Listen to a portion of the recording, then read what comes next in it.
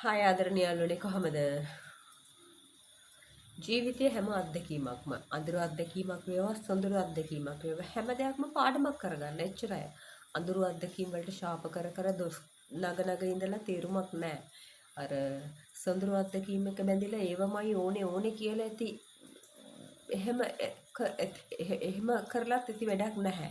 එහෙම ඕනමයි කියලා ඒ සිතුවිල්ලෙන් ඇති වැඩකුත් නැහැ. ශාප කරලා ඒ සිතුවිල්ලෙන් ඇති වැඩකුත් නැහැ. හැම දෙයක්ම පාඩමක් කරගන්න ඒවයි ඉගෙන ගන්න ජීවිතාලෝකය ඇති කරගන්න. ඉතින් ආදරණීය යාළුවනේ හැම දෙයකම අපි ප්‍රඥාව තමයි පහළ කරගන්න ඕන. විස්ඩම් එක. ඒ ප්‍රඥා ලෝකේ තියෙනවා නම් ජීවිතේ ඒ ආලෝකෙම ඇති ජීවිතය කල එළිය කරගන්න. ඉතින් නරක දේවල් වේවා හොඳ දේවල් වේවා නරක දේවල් වුණා හරියන්නේ ජීවිතයෙන් මැරෙනවා ඒ හැම පිස්සු කතා කියන්න එපා. එතකොට හොඳ දේවල් වුණා මේකමයි ඕනේ ඒකම බලාපොරොත්තු වෙන්න එපා. ජීවිතය කියන්නේ ධන ඍණ දෙකම එකතුවක්. අෂ්ටලෝක ධර්මතාවයන් තියෙනවනේ දුක සැප ලාභ ලාභ නිന്ദා ප්‍රශංසා යස සායස. ඉතින් මේ ඒ වගේ තමයි හැම දෙයක්ම ලාභයක් ලැබෙනවා වගේම පාඩුවක් ලාභයක් ලැබුණා නම් පාඩුවක් බලාපොරොත්තු වෙන්න. ආදරයක් ලැබුණා නම් වෛරයකුත් බලාපොරොත්තු වෙන්න. මේ හැමදේම තියෙන ලෝකයක් තමයි මේක. ඉතින් හොඳයිනේ දෙයියනේ. හැමදේම තියෙනවා දුක තියෙනවා සතුටක් තියෙනවා. ඉතින් එන්ජොයි කරන්න. මේ හැම දෙයක් එක්කම එන්ජොයි කරන්න. මම ජීවිතයේ හොයාගත්තු දෙයක් තමයි ජීවිතය විඳින්න අවස්ථාව ලැබුණොත් විඳින්න විඳවන්නට අවස්ථාව ලැබුණොත් කනගාටුවෙන් දරුව විඳවන්න. කොච්චර උත්සාහ කරත් හැමදාම සතුටින් ඉන්න පුළුවන්. ඔය මොන බයිල ගහන එක නම් මොන මොටිවේෂනල් ස්පීකර් නෙවෙයි. ඌ හැමදාම සතුටින් ඉන්නේ. ඌගේ ගෑනිත් එක්ක සතුටින් ඉන්නේ. ඌගේ මනුස්සයෙක් එක්ක සතුටින් ඉන්නේ. ඒ ගෑනු කෙන හරිද? ඒ හැමදාම සතුටින් ඉන්න. මෙහෙම මානසික තත්වයෙන් හැමදාම සතුටින් ඉන්න පුළුවන්. හැබැයි අපිට ජීවිතයට ගලාගෙන එනවා පීඩාවන් දුක් කරදර මේ ලෙඩ දුක් ඒව නැති වෙන්නේ. දැන් අපි හිතමු ඔය කවුරු හරි කියනවනම් ධනාත්මක චින්තනය යටතේ you always be optimistic කියලා හැම වෙලාවෙම සුබවාදී වෙන්න කියලා. පිස්සුද හැම වෙලාවෙම සුබවාදී වෙන්න බෑ. මරණ ගෙවල් වලදී අපිට නටන්න බෑ. මරණ ගෙවල් වලදී බයිලා ගහන්න බයිලා සින්දුවක් අහගෙන නටන්න පුළුවන්ද? මෝඩ කතා කියන මන්නම් කියන තැන හැටියට එනේ ගහන්න ප්‍රඥා අවස්ථාන වල ප්‍රඥාවෙන් යුතුව හැසිරෙන්න. හරිද? එතකොට අපිට පෙනුනත් නොපෙනුනත් මේ විශ්වයේ බලවේග තියෙනවා. එතකොට තව දෙයක් තියෙනවා කර්මය කියලා. ඒක බොරු නෙවෙයි. කර්ම දේවල් තමයි අපි පස්පස්යෙන් එන්නේ. සමහර වෙලාවට අපි මොන දේ කරත් සාර්ථකත්වයක් නැති වෙන්න පුළුවන්. එතකොට හිතන්න. හිතා ගන්නවත් බැරි සාර්ථකත්වයක් අපේ ජීවිතේ තුළ උදා වෙනවා කියලා. හරිද? මම නම් කියන්නේ ජීවිතය ධන ඍණ දෙකම එකතුවක්. දුක වගේම සතුටක් තියෙනවා. ඒක සාපේක්ෂ වෙන්න පුළුවන්. ටිකක් දුක වෙන්න පුළුවන්, අධික සතුට වෙන්න පුළුවන්. එහෙමත් නෑ. ඉතින් සාපේක්ෂ කියන්නේ එකිනෙකාට සාපේක්ෂ වෙන්න පුළුවන්.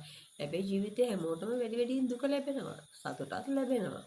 ඉතින් මේ දේවල් තේරුම් ගන්න හැම මේ කිසිම කෙනෙකුට බෑ ලෙඩ දුක් නොවේ ඉන්න.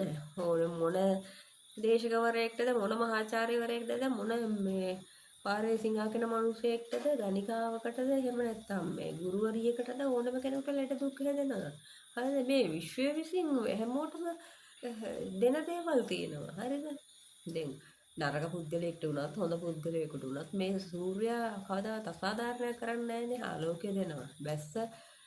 වෙස්ස ලබා දෙනවා. සුළඟ ලබා දෙනවා. හුස්ම ලබා දෙනවා. ශ්වසනය කරන්නට ඔක්සිජන් ලබා දෙනවා. ඉතින් මේ සබාධම අකාරුණික නෙවෙයි. මේ සබාධම සර්වසාධාරණයි. මේ සබාධම හරිම ආදරණීයයි. මේ විශ්වය සර්වසාධාරණයි. මේ විශ්වය හරිම ආදරණීයයි.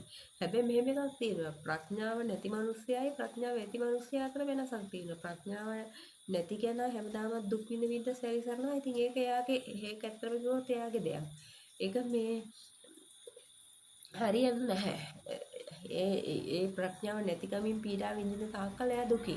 හැබැයි ප්‍රඥාව ඇති කරගත්තට පස්සේ තේරෙන විදිහට හරි දේවල් තේරුම් ගත්තට පස්සේ ජීවිතය ආලෝකමත් වෙනවා. එහෙම දෙයක්ත් තියෙනවා. හැබැයි ඔය මොන දේ තිබුණත් නැතත් මේ අපි ලෙඩ වෙනවා, දුකටපත් වෙනවා, මේ දේවල් තියෙනවා. වහිනවා හැම සමහර වෙලාවට වහිනවා, සමහර වෙලාවට පායනවා. ඉතින් එහෙම තමයි.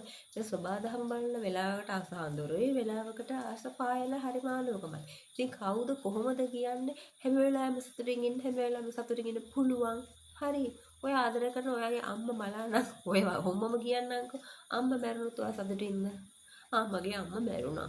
ආයෙත් මං ගාවට ඒවි. පිස්සු නටන්න නැතුව ඉන්න බ්‍රෝ. පිස්සු නටන්න නැතුව ඉන්න සිස්ටර්. මම කියන්නේ මෙච්චරයි. ජීවිතය කියන්නේ සංකලනයක්. දුකේදී දුක් වෙන්න, සතුටේදී hina වෙන්න, ආදරය විඳින්න, පරාදයේදී ඒක දරා ගන්න. ඉතින් ඒ දේවල් තමයි. කාටවත් වෛර කරන්න එපා, ද්වේෂ කරන්න එපා, මෝහන්තකාරයේ වැළලෙන්න එපා. මෝඩකමින් වැළලෙන්න එපා. හරිද? ඉතින් පුළුවන් තරම් මේ අවබෝධය ගන්න. අවබෝධය තියෙනවා නම් අන්න ආලෝකය තියෙනවා. එතකොට නම් හැමදාම සතුටින් ඉන්න පුළුවන් තමයි. අවබෝධය තමයි ඕනේ. හැබැයි අවබෝධය තිබුණාට අපි නොමරි ඉන්නෙත් නෑ, අපි රෝගී නොවි ඉන්නෙත් නෑ. රෝගී වෙනවා. හැබැයි රෝගී වුණාම අවබෝධය තියෙනවනේ. අවබෝධය ඇති කරගෙන හිතන නෝ මම රෝගී වෙන්න පුළුවන්. මම බයසට යන කෙනෙක්, මම රෝගී වෙන්න කෙනෙක්. මම මේ පසට වැළලී යන කෙනෙක්. ඒත් ඒවල් තේරුම් අරගෙන ඉන්න ඕනේ. එතකොට ඒ අවබෝධය තියෙනකොට ප්‍රඥාලෝකය, අවබෝධාලෝකය කියලා මම කිව්වේ ඒක. ඒකේ වචන නම් ගැලපෙන්නේ නැහැ. අවබෝධයෙන් ආලෝකය කර. ඒක නම් ගැලපෙනවා. ඉතින් ඒක තමයි තියෙන්න ඕනේ. ඉතින් ඒ දේවල් තේරුම් අරන් ඉන්න. හරිද? ජීවිතය කියන්නේ හැම දෙයකම සංකලනයක්. ධන රින.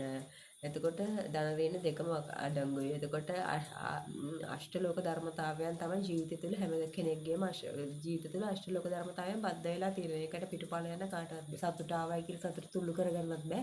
දුක ආවයි කියලා දුකේ වැල්ලිලා මැරෙන්නත් බෑ. එතකොට මේ අනිත් එක තමයි මේ සුභවාදී වෙන්න ඕන අවස්ථාවල්දී සුභවාදී වෙන්න. ඒක හරි. ජීවිතේ හැම දෙයක්ම විඳ දරා ගන්න පුළුවන් මේ හොඳ ශක්තිමත් හිතක් හදාගන්න. එතකොට හැම දෙයක්ම දරා ගන්න පුළුවන්. හැම දෙයක්ම මැදහත් සිතින් මධ්‍යම ප්‍රතිපදාවෙන් යුතුව ජීවත් වෙනකොට මැදහත් සිතින් බලන්න වෙනවා. මධ්‍යම ප්‍රතිපදාව කියන මැදහත් සිත තමයි මිඩල් පාත් එක. ඉතින් මේ ඒක අනුගමනය කරන්න මැදහත් සිතින් දුකේදී වෙල්ලෙන්නත් එපා, සතුටේදී ඉපිලෙන්නත් එපා. මේ දෙකම පොදුයි. හරිද? ධන රින් දෙකම පොදුයි. හරිද? හැම වෙලාවෙම සතුටින් ඉන්නත් බෑ. හැම වෙලාවෙම දුකෙන් ඉන්නත් එපා. හරිද? මම කියන්නම් ආයිමත් විඳින්න ඕනකොට විඳින්න, විඳවන්න ඕනකොට විඳවන්න. දෙකම දරා ගන්න. දෙකම සිම්පල් කියලා පිළිගන්න. දෙකම අවබෝධයෙන් තේරුම් ගන්න ජීවත් වෙන්න. ඉතින් සතුටින් පරිස්සමෙන් හොඳින් ඉන්න. ආදරේ ජයශ්‍රී බොහොම ස්තුතියි. ආදරේ මම ඔබේ ආදරණීය ෆාතිමා නසීදා. ආදරේ